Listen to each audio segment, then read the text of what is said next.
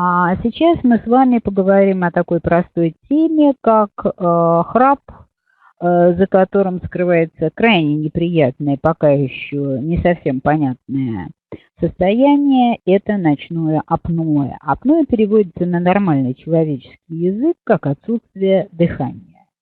А, Очень часто матери, которые имеют новорожденного ребенка, встают каждую ночь послушать, дышит ли он или нет, и боятся апноэ, вот такого вот обструктивного апноэ, что означает прекращение дыхания ребенка в данном случае за счет спазма бронхов при расслаблении длинных мышечных волокон, о которых я вам уже говорила.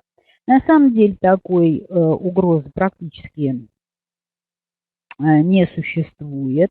Иногда это бывает где-то 5% приблизительно детей, родившихся с перинатальной энцефалопатией, то есть родовой травмой, то есть это апноэ центрального происхождения, когда не столько дыхательные пути участвуют в формировании этого самого ночной остановки дыхания, сколько незрелость дыхательного центра. Но это очень большая редкость. Поэтому о ночном апноэ детей раннего возраста мы с вами говорить не будем. А будем говорить о проблемах, которые беспокоят взрослых, то есть тех самых вещах, которые сегодня заявлены как тема сегодняшнего вебинара. Вообще большинством наших, скажем так, взрослых, особенно мужчин, ничего серьезного такого не происходит, если он храпит. Ну, подумаешь, это храп всего лишь звук, который, если уйти в анатомию, отражает вибрацию мягких тканей глотки. Ничего страшного, ни один мужчина в этом не видит. Причем храпят и мужчины, и женщины, но мужчины храпят чаще. И никак не подозревая совершенно, что за этим такой неприятный, конечно, для собеседника, спящего рядом, звука храпа, вибрирующего, иногда прямо невероятно доходящего до нескольких децибел и возникающего в основном, когда храпун лежит на спине, скрывается, в общем-то, реальная такая опасность, которая... Мы сейчас забыли нажать на кнопочку. Прошу прощения, Валерия, о том, что мы забыли включить кнопочку записи, но тем не менее вспомнили. Так вот, за каким-то вибрирующим звуком, который обычно никого не пугает, скрывается довольно серьезная опасность, которая, по данным Всемирной организации здравоохранения, способна уменьшить жизнь человека, длительность жизни человека по цифрам данных ВОЗ даже на 15-20 лет. Почему это происходит? Я вам сейчас попытаюсь объяснить. Ну, во-первых, неприятно спать рядом с человеком, который храпит. Партнер, как правило, не то что уснуть, возмущенно, вот как вы видите на картинке, сидит рядом и пытается изобрести какие-нибудь средства для себя лично или разбудить своего партнера для того, чтобы храп прекратился. А во время нормального сна, когда человек не храпит, то кто храпит, засыпает первым. Это точно написал Валерий. Действительно, у человека, который засыпает, мышцы сна, во время сна, мышцы языка и мягкого неба находятся в тонусе и поддерживают верхние дыхательные пути открытыми. Это так называемая возрастная норма, которая соблюдается обычно людьми, которые не имеют никаких вредных привычек, не курят, стараются не употреблять спиртные напитки и другие вещества, которые влияют на непосредственно мускулатуру верхних дыхательных путей. Но тем не менее, если с возрастом взглянуть на носоглотку и ротоглотку такого человека, который склонен к будущем пока к храпу, то можно увидеть следующие черты. Во-первых, это люди с излишками веса. Люди, часто употребляющие пиво, которое напрямую сказывается на тонусе мускулатуры дыхательных путей. И, наконец, люди с короткой шеей, у которой есть все непосредственно, скажем так, предрасположенности, когда прохождение воздуха блокируется частично и раздается храп, то есть посторонний шум. Обычно это бывают люди с короткой широкой шеей, и во время храпа дыхательный просвет сужается, и появляется при вдохе очень, да и при выдохе, дополнительный дыхательный шум, который мы и ценим, расцениваем как храпление, и при вдохе расслабленная часть глотки начинает вибрировать, создавая шум, который мы называем храпом. Вообще, храп – это, конечно, неприятная бытовая подробность, но кроме обычных бытовых неудобств, обычно за этой проблемой стоит проблема медицинская. Так всегда и бывает. Если просвет гортани и глотки во время сна сильно сужается, и мышцы, которые должны ее поддерживать, тонизировать, ослабляются, то верхние дыхательные пути могут оказаться полностью заблокированными. И в этот период как раз возникает тот самый эпизод остановки дыхания во сне или обструктивной апноэ сна, как говорят врачи, которые с определенной симптоматикой, вот это вот сочетание храпа с ночным апноэ считается, в общем-то, даже синдромом, то есть обязательным набором симптомов, которые либо уже беспокоят храпящего мужчину, либо, если прислушаться, они постепенно с годами, когда еще больше тонус мышц падает, становятся эти эпизоды все чаще и тяжелее. И остановка дыхания во сне становится синдромом настоящего обструктивного апноэ или сонного. Если разбудить такого храпуна, не имеющего при себе остановки дыхания человека, то, естественно, вы добьетесь восстановления акта дыхания. По статистике, к сожалению, каждый пятый человек в возрасте старше 30 лет постоянно храпит во сне. Предрасполагают к этому, естественно, не только возраст, но и положение человека в постели, то есть человек, лежащий на спине, храпит чаще, чем на боку, а к 65 годам храп отмечается больше, чем у половины населения. Около 10% супружеских пар указывают на храп как на основную причину проблем в семейной жизни, ведущие в конечном итоге к разводу. Представляете себе развод по причине храпа, если бы они могли сказать об этом, ну, например, то, что у нас называется в ЗАГСе.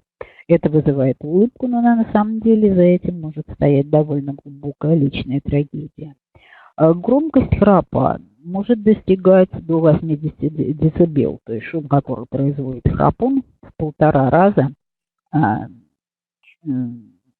практически лишь в 1,5 раза меньше, чем громкость реактивного самолета. И спать рядом с таким человеком практически невозможно.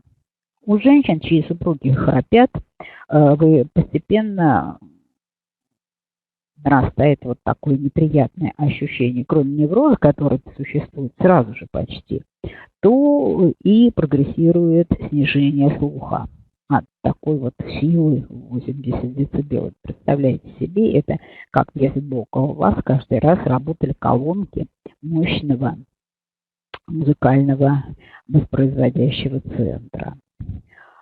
Каждый 10-й человек, который страдает храпом, страдает и синдромом обструктивного апноэ во время сна, то есть имеет способность задохнуться. И каждый 3-й и до 30% всех смертей внезапных, беспричинных, как кажется врачам, связаны именно с этим синдромом апноэ во время сна, то есть остановки дыхания. Риск попасть в автокатастрофу у таких людей в 4-6 раз выше, чем у автолюбителей, не страдающий такой патологией, потому что, как правило, доказано, что человек не только сидящий рядом или спящий рядом с храпуном или делающий такие попытки, но и сам человек, который страдает храпом, не высыпается за ночь. Вы узнаете, почему буквально через несколько секунд. Но вопрос нас сразу же, естественно, тут же напрашивается, и тут же появляется ответ. Раз тонус дыхательных мышц резко ослаблен, то центральная нервная система получает и весь организм крайне мало кислорода, поэтому человек встает разбитым, не выспавшимся, в плохом настроении, может заснуть элементарно за рулем. А ночной апноэ увеличивает риск развития таких тяжелых сердечно-сосудистых заболеваний, связанных с кислородной недостаточностью в центральной нервной системе. Инсульт встречается у таких пациентов в 3 раза чаще, а ишемическая болезнь сердца вплоть до инфаркта в 4 раза чаще. Поэтому эта проблема не только звуковая, но и глубоко медицинская. В чем же лежат основные причины формирования, прежде всего, храпа и обструктивного апноэ во время сна?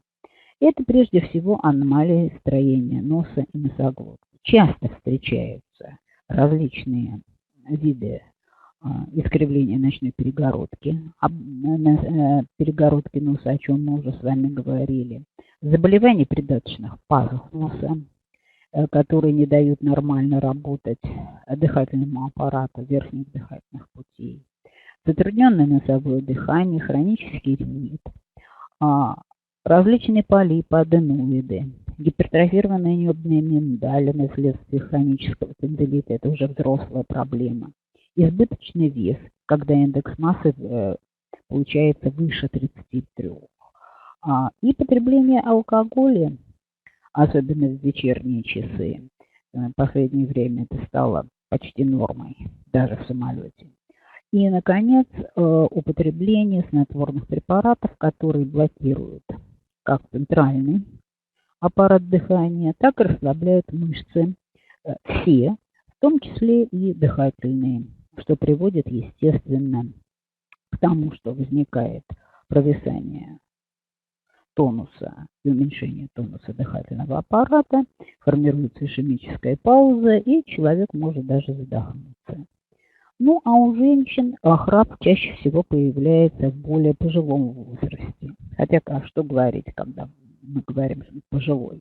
Пожилой у женщин это считается та дама, у которой наступила уже менопауза. Меняется гормональный фон, снижается тонус гладкой мускулатуры носоглотки. И все это связано прежде всего не только с мускулатурой, но и с нарушением иннервации гладкой мускулатуры дыхательных путей, которые имеют кольцевидное продольное направление, о котором мы с вами говорили.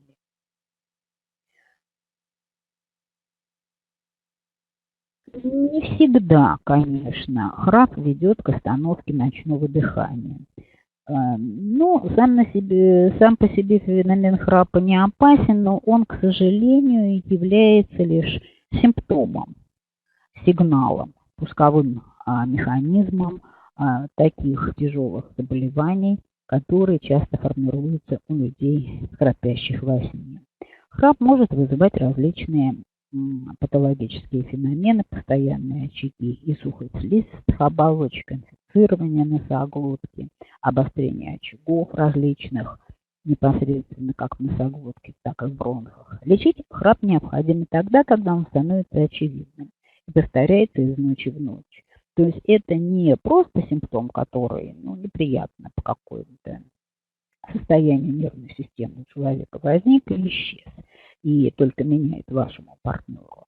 Но и появляются симптомы, которые являются логическим продолжением храпа и являются причиной непосредственно формирования у человека феномена ночного апноэ, то есть исчезновения способности равномерно, четко контролировать дыхание со стороны центральной нервной системы.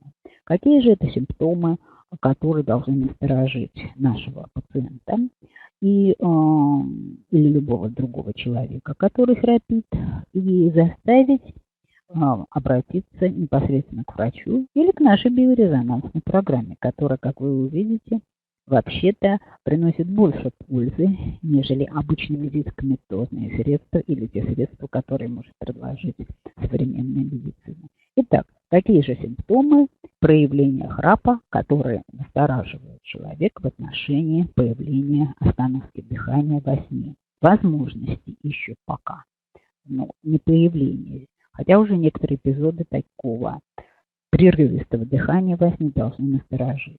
Это прежде всего дневная сонливость, когда организм, прежде всего центральная нервная система, очень плохо отдыхают ночью и дают своему хозяину состояние разбитости, сонливости, плохого настроения. Люди с ожирением, естественно, составляют большую группу риска, которые из простого храпа, который доставляет их ближним, простого в кавычках, конечно, постепенно превращается в синдром ночного апноэ или остановки дыхания. Постепенно снижается память, внимание, поскольку очень мало кислорода поступает ко всем клеткам, не только центральной нервной системе, но и организма вообще. Головная боль в тот момент, когда человек только пробуждается и сохраняется несколько часов подряд. Вот это тоже очень важный синдром. И, наконец, усталость и утомляемость по утрам, то, что мы считаем синдромом хронической усталости дневной, все это несчастному храпуну достается в утренние часы. И такое впечатление, что вы не ложились спать и совершенно не отдохнули.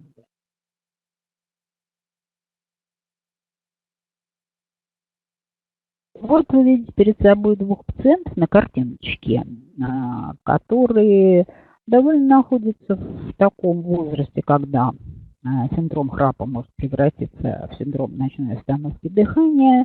Им предложили какой способ решить? Это дополнительная маска, которая надевается на лицо и подает кислород, и не дает спадаться мышцам мягкого неба и полностью закрывать дыхательные пути. Поэтому сам аппарат, конечно, выглядит вроде бы так не очень тяжело, но спать в таком состоянии довольно сложно, потому что кроме ротовой полости нужно регулировать и носовые ходы, которые тоже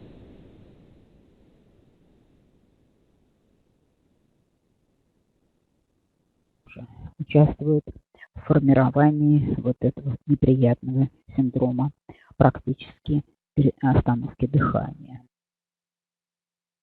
Есть или нет ночное апноэ или ночная остановка дыхания. Для этого достаточно прислушаться к дыханию спящего человека. Если на фоне дыхания, или то есть храпа в данном случае у нас получается, храпящий человек дышит храпом, возникает пауза или тишина, которая периодами сменяется резким всхлипыванием и последующим усилением храпа, это и есть ночная остановка дыхания или ночное апноэ. Синдром ночного апноэ или остановки дыхания во сне – наиболее тяжелое проявление нарушения дыхания во время сна, вплоть до полной остановки дыхания. И по сравнению с храпом, конечно, поэтому имеет более тяжелые последствия для нашего организма. Прежде всего, это гипоксия, то есть кислородная недостаточность, которая развивается в этой ситуации. Воздух перестает поступать в легкие, и во время остановки дыхания не осуществляется ни одного акта кислородообмена в легочной ткани.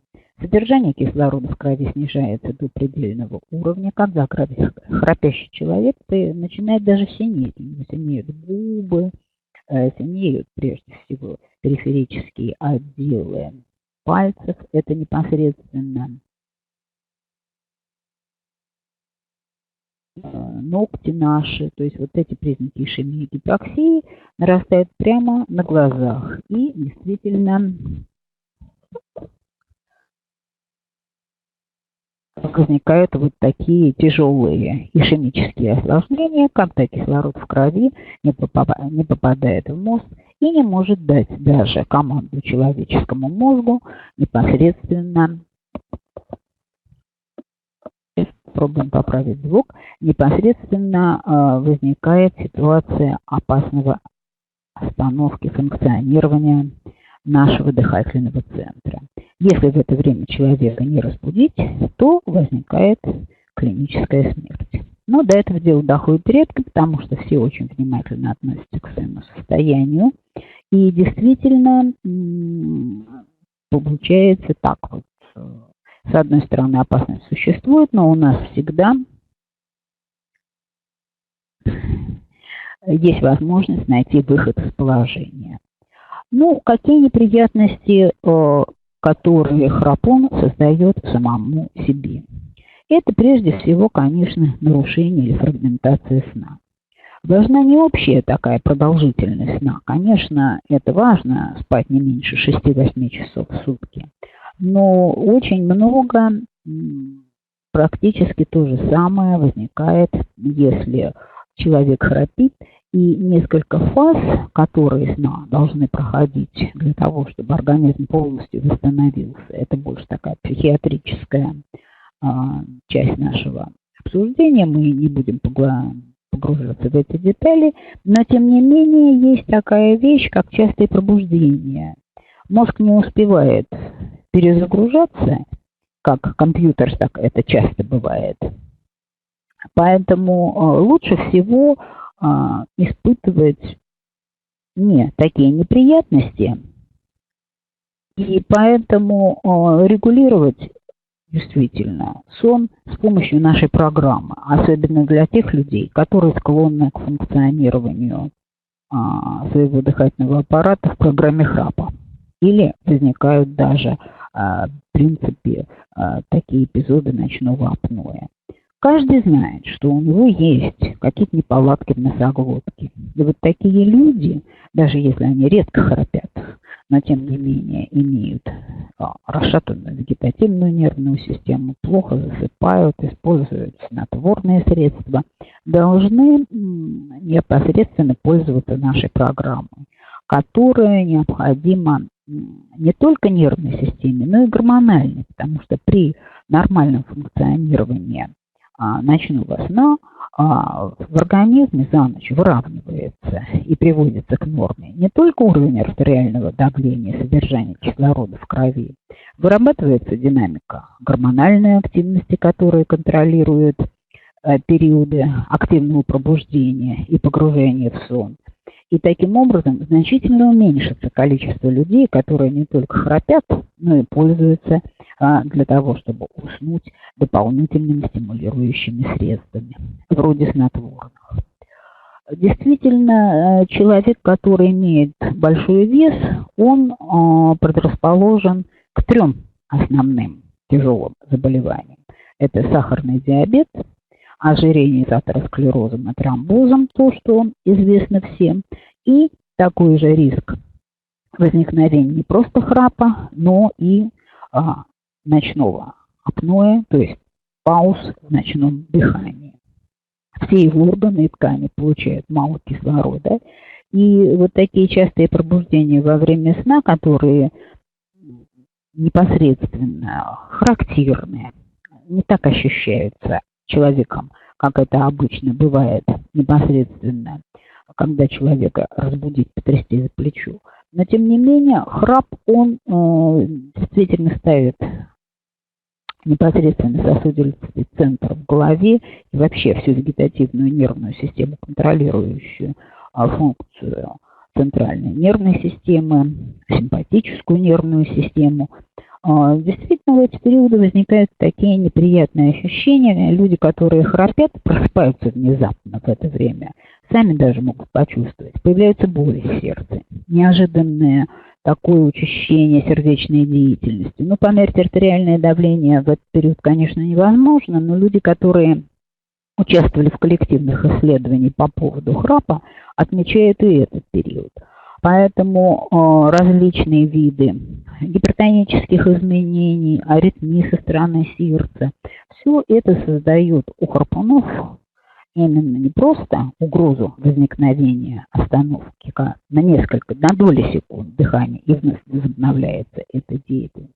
Тем не менее, вот такие эпизоды гипоксии с тяжелыми артериальными осложнениями чрезвычайно опасны в ночное время развитием инфаркта. Поэтому помните об этом и постарайтесь объяснить это своим ближним или самому себе, если вы храпите во сне. Это об этом можно легко узнать, спросив партнера, который спит в одном помещении с вами. Продолжение существующих неприятностей, которые создает храп для человека, это повышение действительно артериального давления. Перекрытие дыхательных путей на уровне гортани и глотки создает эффект мехов. Меха – это такие, естественно, скажем так, участвующие в работе скорее уже исчезнувших механизмов нагнетания воздуха, то в область разряженного давления.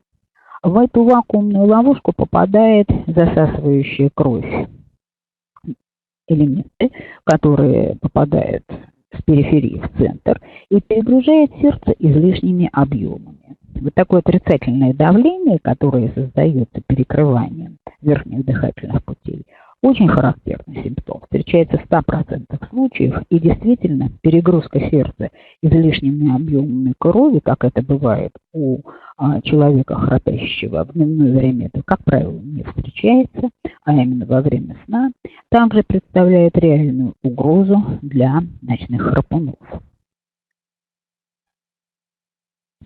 Действительно, кроме сердечно-сосудистой системы, гипоксии, страдают и периферические органы, которые являются придатками центральной нервной системы. Это прежде всего, конечно, орган зрения и орган слуха. Надо сказать, что вот здесь у нас отражено, изображено как раз такое немножко углубленное, такое пугающее изображение глаукомы, которое сопровождает повышение внутриглазного и внутрисосудистого давления, и очень часто характерно для пациентов с глаукомой, сочетающейся с храпом, возможно и снижение давления или повышение давления в улитке. И когда падает острота слуха, даже у людей, которые не достигли 50-летнего возраста. Поэтому вот такие вот осложнения со стороны анализаторов очень опасны и совсем ни к чему для того, чтобы заботиться о своем здоровье.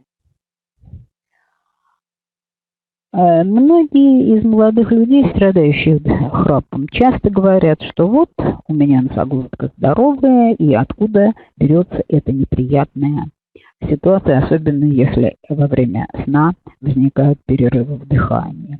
Это, конечно, следствие шейного остеохондроза. Сейчас и ноутбуки, и планшеты, никто не сидит ровно за столом, так как работали со старыми компьютерами, имевшими блоки памяти. Сейчас можно положить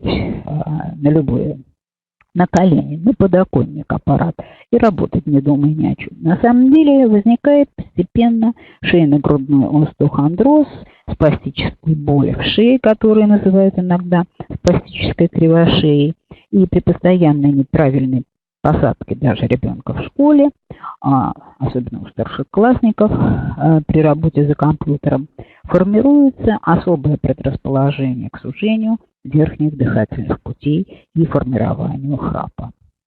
Известно, и мы уже об этом говорили, что при локализации очагов хронического воспаления непосредственно в носоглотке и верхних дыхательных путях возможно и усиливаться даже, появляются дополнительные симптомы, которые вначале выглядят как просто храп, а затем как ночные перерывы дыхания. И исследователи выявили, что ответственными паразитами за формирование храпа это прежде всего вирус Эпштейн-Бар, вирус папилломатоза и аденовирусы. Все три вируса относятся к группе медленных вирусов, то есть вирусов, постоянно склонных к персистированию в организме. Если не провести соответствующие программы, их не удастся изгнать из организма, и они склонны постоянно вызывать обострение носоглоточных и прочих локализаций хронической вирусной инфекции. Как правило, естественно, вирусы, никакого конфликта с паразитами других групп не возникает и поддерживают вот эту ассоциацию из трех вирусов, ответственных за храп, конечно, и такие хорошо известные паразиты класса бактерий, как стрептококки, и в последнее время, к сожалению, ассоциация паразитов, которые простейших, которые поддерживают воспалительный процесс в бронхолегочном аппарате. Это гистоплазма и в том числе и более простой вариант хламидия. Поэтому наши программы противохрапа всегда включают элементы борьбы с этими вирусами и общие противопаразитарные программы. Действительно, обструктивное ночное апноэ – это по-настоящему удушающий приступ. Он действительно вначале возникает в ночные часы, а при закреплении этого результата ослабления мышечного каркаса, как в носоглотке, так и в верхних дыхательных путях, появляется некая тенденция вообще, как только человек перемещается в горизонтальное положение, возникает перекрытие движению воздуха, и пациент испытывает типичное для апноэ приступ удушья. Отсюда у нас и появилась, кстати, в первом аппарате программа, которая переходит из аппарата в аппарат, это жалобы на затрудненное дыхание. Часто очень врачи обращаются непосредственно и к легким, и к заболеваниям сердца, и они правы, да, действительно, у человека когда-то храпел, имел предрасположенность к формированию обструктивного синдрома в верхних дыхательных путях и ночное апноэ. И на фоне этого сформировались заболевания хронические, неспецифические заболевания легких, поражения бронхов и, естественно, сердечно-сосудистой системы. Поэтому, как только возникает предрасположенность к расслаблению мышц рота и носоглотки, все эти клинические симптомы выходят на поверхность. Надо иметь в виду, что если вы понервничали перед тем, как лечь спать, то все эти симптомы могут появиться намного сильнее, внезапно и даже без ауры, то есть предупреждения, даже когда вы находитесь в вертикальном положении. Менее распространенным видом апноэ, то есть ночной перерыва дыхания, является так называемый центральный механизм, о котором я уже говорила, когда упоминала детскую практику. В этом состоянии именно дыхательный центр головного мозга недостаточно стимулируется двигательными нейронами, которые контролируют вдох. Поэтому дыхательные пути в норме свободные, видимо, просвет, даже если проводилось специальное исследование, они не сужаются, но тем не менее акта дыхания нет. Этот вид апноэ называют чаще всего центральным апноэ и часто сопровождаются заболеваниями сердца и нервной системы. К сожалению, наш организм очень сложен, и, естественно, все эти процессы и заболевания закрепляются, симптомы создают ситуацию порочного круга, и очень сложно справиться с одним каким-то признаком, например, только с храпом, не налаживая работу сердечно-сосудистой или дыхательной системы. Что же делать в этой ситуации? Естественно, разорвать этот порочный круг можно только при условии того, что вы имеете такое желание, стремление, набрались терпения, потому что за один день исправить ситуацию не удается. И действительно человек готов к борьбе за свою собственную жизнь, потому что по-другому вопрос ставить очень трудно. Днем спит, утомляется, плохо работает, вечером пытается как-то наладить свой сон с помощью снотворных, а это очень опасная вещь, потому что именно снотворные угнетают дыхательный центр. Для того, чтобы ввести человеческий организм в состояние сна, он расслабляет и мускулатуры, что тоже также усиливает и храп, и ночное апноэ. Поэтому самим бороться с данной ситуацией лучше не пытаться этого делать. Поэтому, естественно, запомнить нужно что? Лучше перед сном прогуляться. Никак не назначать самим себе снотворные и пользоваться ими без всякого контроля. Далее помнить о том, что у вас в этой ситуации снотворные вызывают даже в молодом возрасте угнетение дыхательного центра. Такими же свойствами обладают и назначаемые очень часто сейчас препараты, которые можно купить в аптеке даже и без всякого рецепта. Это антидепрессанты, которые также угнетают дыхательный центр, затрудняя процесс вдоха и выдоха. Естественными противниками нашей сегодняшней программы по борьбе с храпом и ночным апноэ является употребление и спиртных напитков, которые усиливают, естественно, режим храпа и ночного апноэ.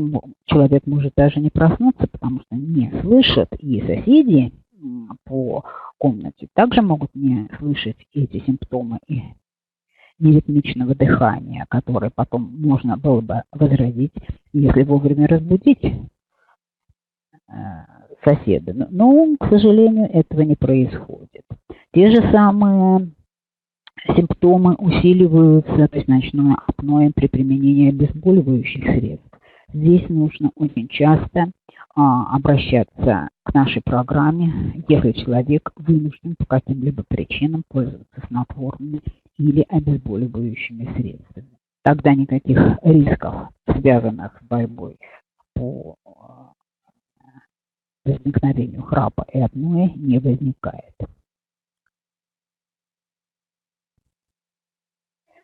Мы предлагаем довольно простую программу для борьбы с вот этими довольно угрожающими и скрывающимися за простым словом храп явлениями. Вы видите перед собой первую программу, которая выполнена для базы аппаратов Дельта. Программа довольно длинная, вы видите, целый месяц занимает первый вводный даже блок. Если человек никогда не пробовал пользоваться подобными программами, то здесь тактика такая. Еженедельно, ежедневно вы выполняете блок программ, относящиеся к этому этапу. Каждая программа выполняет свою собственную роль и снижает те риски, которые непосредственно стоят за формированием храпа и апноэ. После небольшого двухнедельного перерыва, опять же, естественно, здесь важно, положительное ли возникновение динамики этого процесса или нет, то вам придется повторить эту программу и снова через некоторое время сделать 2 или 3 таких блока. Только в том случае, когда вы уже полностью уверены в том, что действительно исчезла эта неприятная ситуация, вы можете действительно бросить выполнять эту программу. И, наконец, программа борьбы с храпом и ночным апноэ – это аппаратура, работающая на базе универсала. Здесь вы видите естественные программы, касающиеся и тех вирусов, о которых я уже вам говорила, вызывающие те самые очаги, неприятные очаги вирусной и бактериальной инфекции в носоглотке, мешающие акту дыхания и исчезновению храпа. Действительно, здесь есть и программы, нормализующие программу сна. Здесь они виднее, нежели в предыдущей программе. И непосредственно все центры, которые ответственны за формирование сна и поддержание мускулатуры носоглотки в тонизирующем, а не в расслабленном состоянии. Программа также встречается, построена из нескольких этапов. этапах. И действительно, общий курс здесь рассчитан даже по дням, потому что каждый, то есть 1,5 месяца, с повторением цикла в течение нескольких. Сделайте небольшой перерыв, ну, например, неделю, 1,5 недели, и вновь повторите этот блок. Так же, как и в первом случае, мы рекомендуем людям с полным, так сказать, настроем к храпу выполнить этот блок несколько раз, 2-3 раза. Тогда действительно при дисциплинированном выполнении этой программы вы можете достигнуть искомого результата. А результат у нас с вами один, и в конце здесь он, как всегда, выложен в виде пожелания новогоднего. Примите наши новогодние и рождественские поздравления, желание видеть вас вновь в новом году здоровыми, не болеющими. И в рамках этой программы наша компания желает вам здорового сна.